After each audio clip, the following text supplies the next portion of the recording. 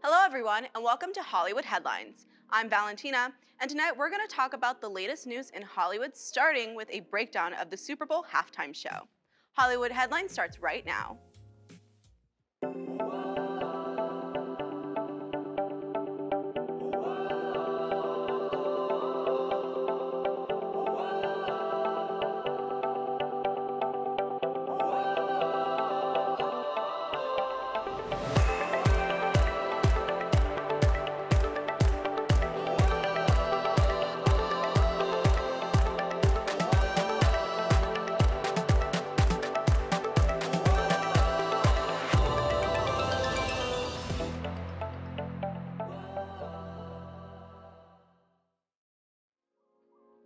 Welcome back. I'm alongside Georgia Hall this week, and we're going to talk about music, starting with the halftime Super Bowl show.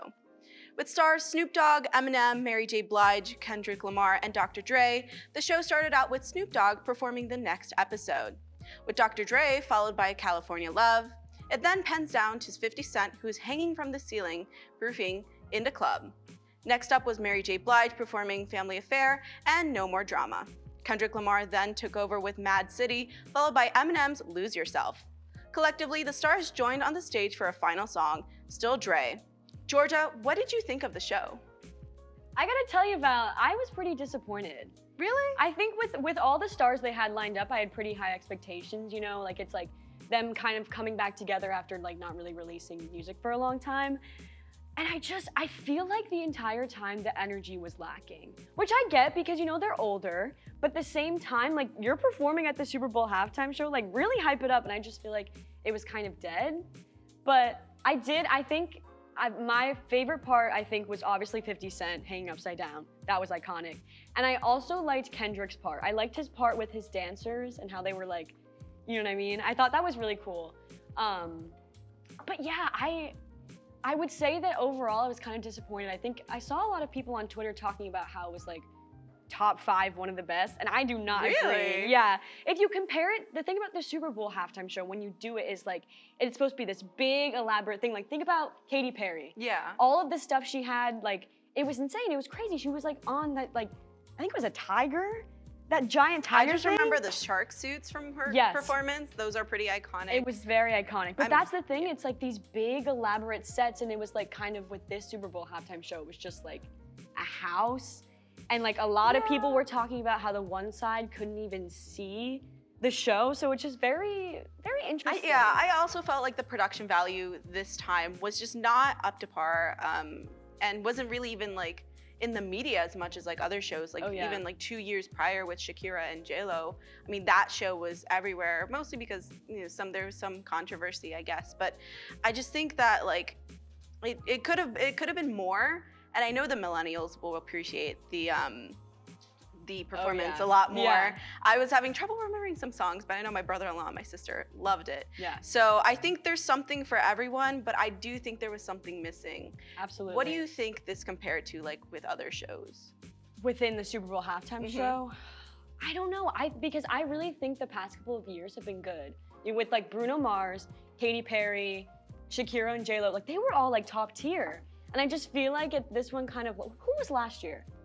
What was last year's, or there wasn't one last year? I can't remember last year's performance. I feel like whatever last year's was, I think it lives up to the same as that. I think you know what? I think it was The Weeknd. Oh! No, wait, then I take that back, because I really like The Weeknd. I remember, yeah, you know what? I like The Weeknd. Not a lot of people like that, but. Yeah, but I also think, you know, it really depends with, you know, who's handling the behind the scenes. Absolutely. And I guess we'll just have to see what happens with the next Super Bowl show. For sure. But earlier this week, on Tuesday, Rhianna released that even though she's now expecting her first child with star A$AP Rocky, her music career was still to be a priority to her. The Umbrella singer commented, quote, "Yes, you're still gonna get music from me," adding, "My fans would kill me if they waited this king for a lullaby." How do you think motherhood is going to evolve Rhianna's music?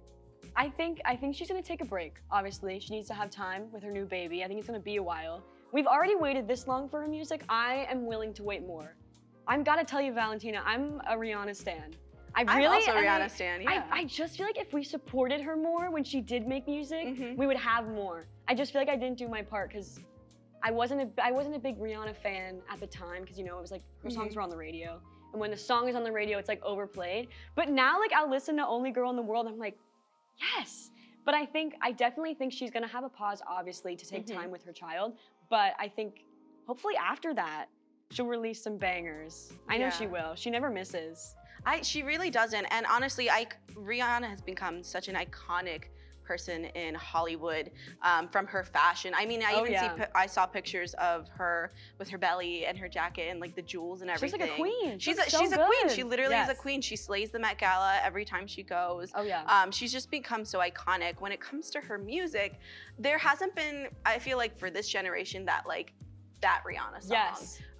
There was that like one build up when Tom Holland like cosplayed as her during like the karaoke rap battle umbrella. Best. Just the best. The best. But I feel like I have yet to see something from her that's like that really, really big impact. And I really hope Rihanna fans do not come for me. Yeah. But when we come back from the break, we will talk about J-Lo's new movie, Marry Me. Welcome back. This past week, Marry Me was released just in time for Valentine's Day. The movie opened up in theaters last week along with the on-streaming platform Peacock. The movie follows a middle school math teacher played by Owen Wilson, who has a chance to marry a pop singer played by Jennifer Lopez. She first emerges as a singer who began later acting. She appears in films The Second Act, The Wedding, The Singer, Hustlers, Home, and many more. Have you seen Marry Me? I have not. I've only seen the trailer. I haven't seen the movie itself, but I've heard mixed reviews. I heard it's not that good. I have yet to see it, but I did see the trailer, and it seemed like one of those movies that's just very like cheesy. Yes. Very predictable and just kind of like, it's almost like a Wattpad fan fiction. Yes, that's a great way of describing it. That's basically what the movie is. But I mean, how do you think this compares to her other movies? I mean, it's the typical rom-com. That's the thing. I feel like with this movie, it's kind of, we've seen this sort of story before. It's that basic, like, oh, like popular celebrity girl falls in love with the math nerd and blah, blah, blah, blah. You know what I mean? It's like that storyline I feel like is so overdone. So it's just like, for her, it's just another rom-com. I think the best, in my opinion, I think the best J-Lo rom-com is, without a doubt, The Wedding Planner. That's the best. I always see it in my recommendation on Hulu. It always comes up and I'm like, should I watch this again? That is a good one. I do love The Wedding Planner. Yeah. However, I'm a sucker for the momster. I don't think I've seen that. It's like, it's J-Lo, she's like the, she's that, quirky girl and everything, and she falls in love with this guy, and his mom is low-key kind of crazy. Oh, and so he's momster. And so they like go to get married, or he proposes, so they're engaged, and like his mom makes her life just a living trash bucket. I'm gonna have to watch that. Yeah, I love it a lot because there's a lot of humor within it, and her wedding dress at the end is like my favorite thing. But honestly, I think her top tier movie though is Hustlers.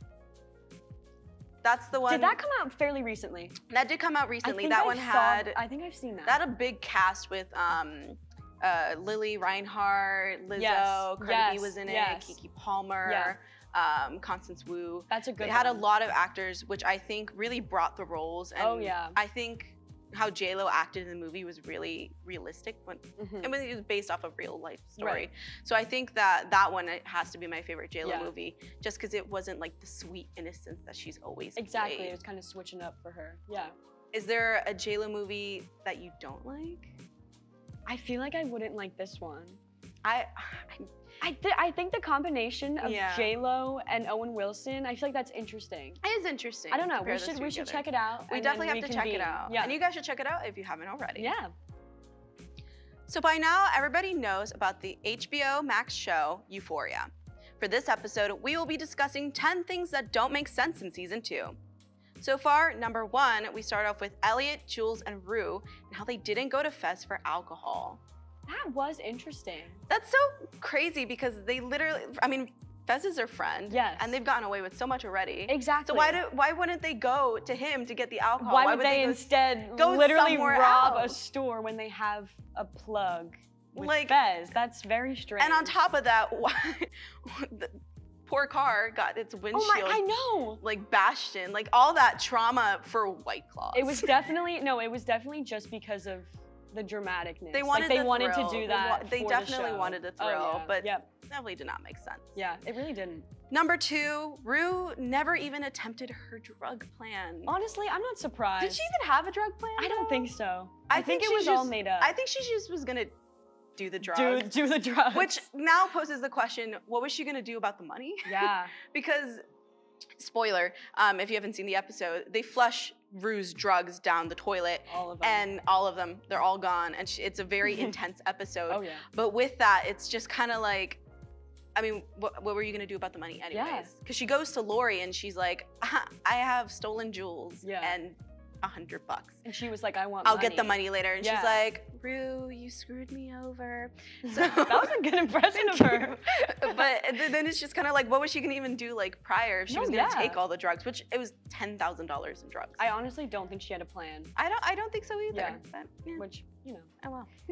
Number 3, Kat has barely had any screen time. She really hasn't. And I think that's due to the fight between her and, the show producer. From what I read. Yes. There was like this big out thing, so he said, out. And also like her storyline with her boyfriend. What's up with that? Name? Ethan.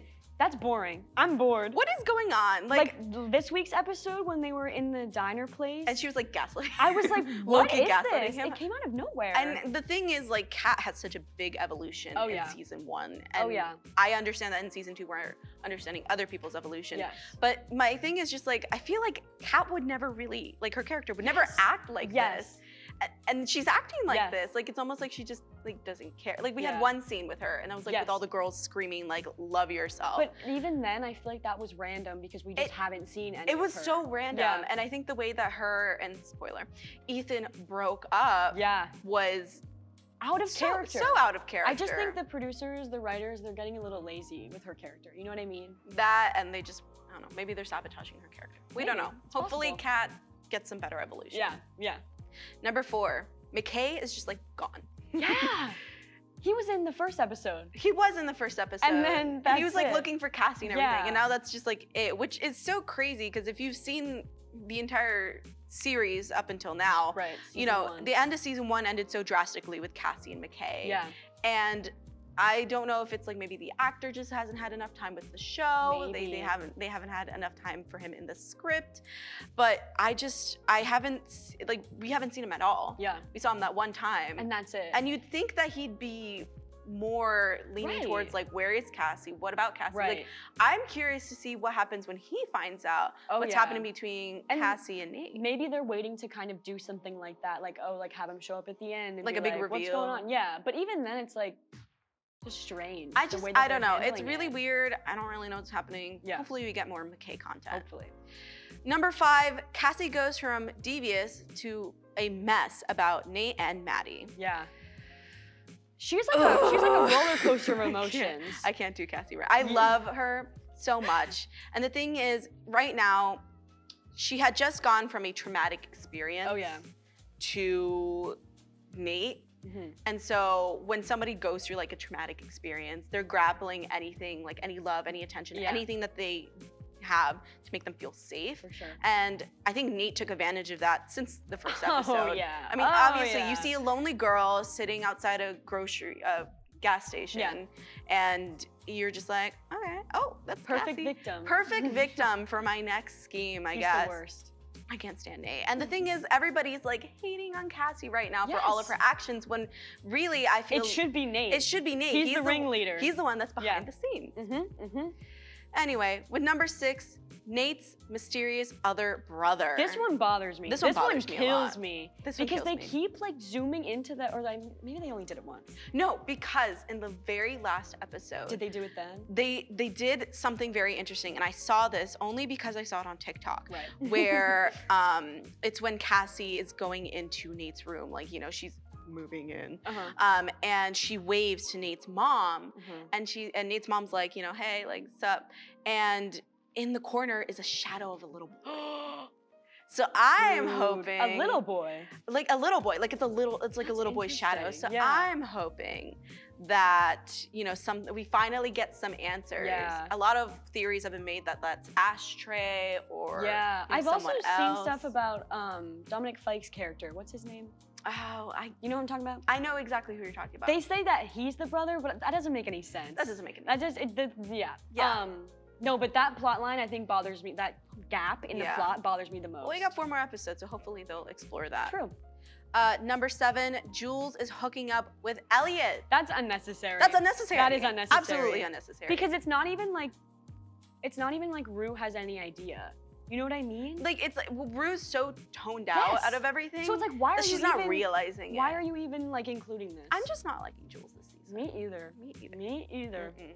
Number 8, Maddie has a job, and her backstory was that she never wanted to have a job, yet she has one. I didn't even put that one together. I did see a theory video behind this, and I think that one of them was just kind of like she sees this rich family, and so she's like trying on all the dresses, the jewels, she's having a time, and that's why she's taking the job.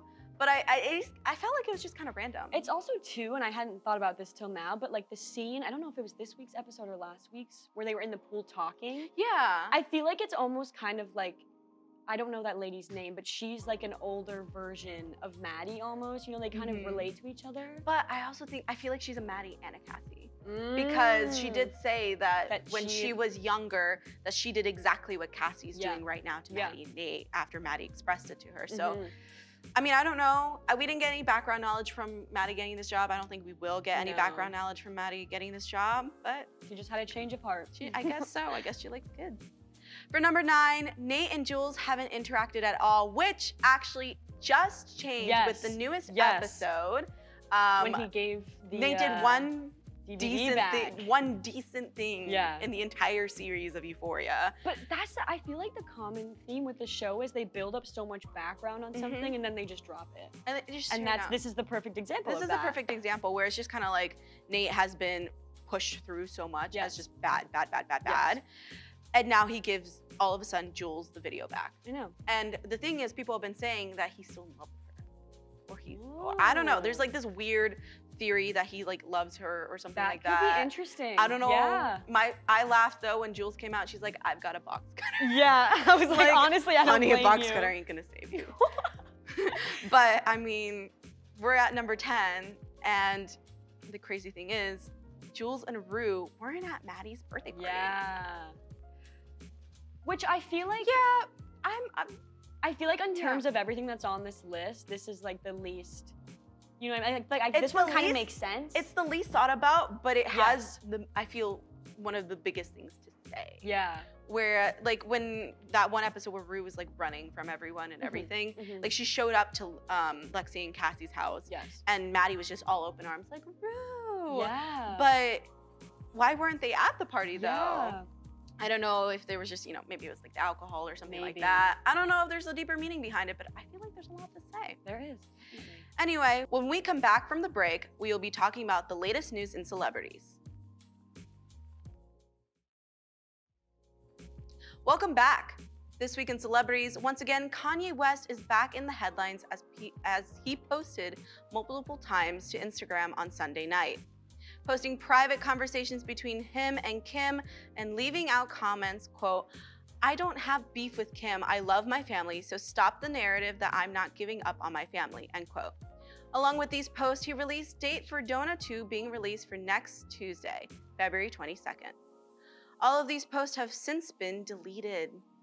Do you think this could be some sort of publicity stunt? I haven't thought about it in terms of, well, okay, that's a lie.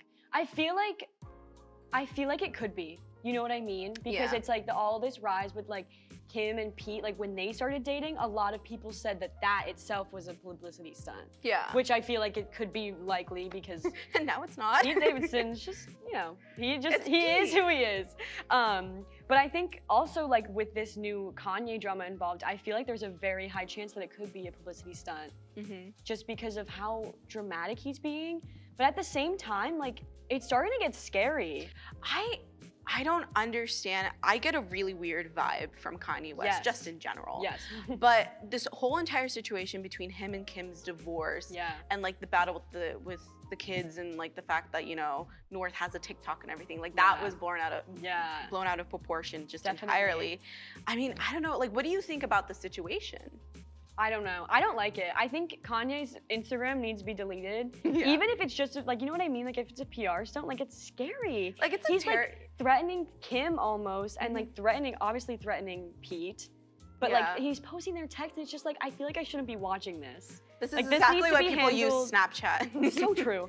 But this needs to be handled like not in Separate. not in the spotlight. I honestly feel like, though, it is a publicity stunt, because Yeah. otherwise, you're right, it would be handled aside from the That's the thing. spotlight. I feel like Kim has been one of the only people just like Yes. That's like normal. Switzerland Yeah. in this entire thing. Yeah. But I just Kanye, I don't know what's going on with him. Me either. He's Going crazy. little At bit least he's loco. releasing another album though. We got that going. That is true. You That know? is true. But in all of this. we'll have to see. Yes. Well, that's all we have for this week on Hollywood Headlines. Thank you, Georgia, for being our guest this week, and we will see you guys next week in next week's episode.